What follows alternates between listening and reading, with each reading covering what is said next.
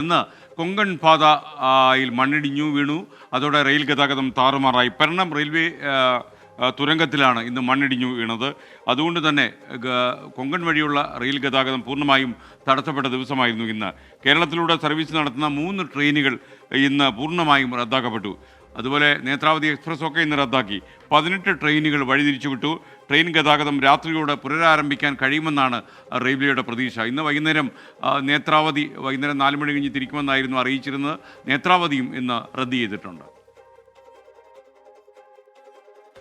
ഗോവയിലെ പെർണം റെയിൽവേ തുരങ്കത്തിൽ ഇന്നലെ രാത്രിയും ഇന്ന് പുലർച്ചെയുമായാണ് മണ്ണിടിഞ്ഞത്. ഇതോടെ ഗതാഗതം പൂർണ്ണമായും തടസ്സപ്പെട്ടു. സംഭവം നടന്ന മണിക്കൂറുകൾ പിന്നിടുമ്പോഴും ട്രാക്കിൽ വീണ മണ്ണും ചെളിയും നീക്കാനുള്ള ശ്രമങ്ങൾ തുടരുകയാണ്. പ്രതികൂല കാലാവസ്ഥയാണ് പ്രതിസന്ധിയാവുന്നത്. 16-346 തിരുവനന്തപുരം ലോകമാന്യ തിലക്, 16-345 ലോകമാന്യ തിലക് തിരുവനന്തപുരം, 12-619 ലോകമാന്യ തിലക് മംഗളൂരു എന്നീ എക്സ്പ്രസുകളാണ് റദ്ദാക്കിയത്. കേരളത്തിൽ നിന്നും വിവിധയിടങ്ങളിലേക്ക് സർവീസ് ആരംഭിച്ച 10ഓളം ട്രെയിനുകളാണ് വഴിതിരിച്ചുവിട്ടത്. ഷൊർണൂരിൽ നിന്നും ഈറോഡ്, പൻവേൽ വഴിയായിരിക്കും ഈ ട്രെയിനുകൾ സർവീസ് നടത്തുക.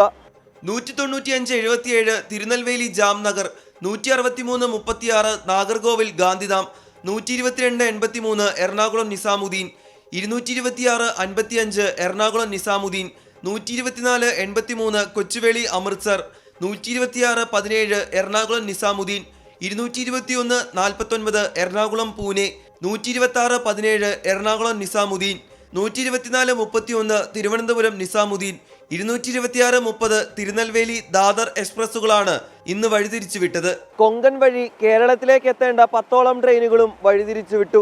163-11 ഗംഗാനഗർ കൊച്ചുവേളി, 126-18 നിസാമുദ്ദീൻ എറണാകുളം, 163-45 ലോകമാന്യ തിലക് തിരുവനന്തപുരം, 221-13 ലോകമാന്യ തിലക് കൊച്ചുവേളി, 124-34 നിസാമുദ്ദീൻ തിരുവനന്തപുരം, 192-60 ഭാവ്നഗർ കൊച്ചുവേളി, 122-23 ലോകമാന്യ തിലക് എറണാകുളം, 209-32 ഇൻഡോർ കൊച്ചുവേളി എക്സ്പ്രസുകളാണ് വഴിതിരിച്ചുവിട്ടവ.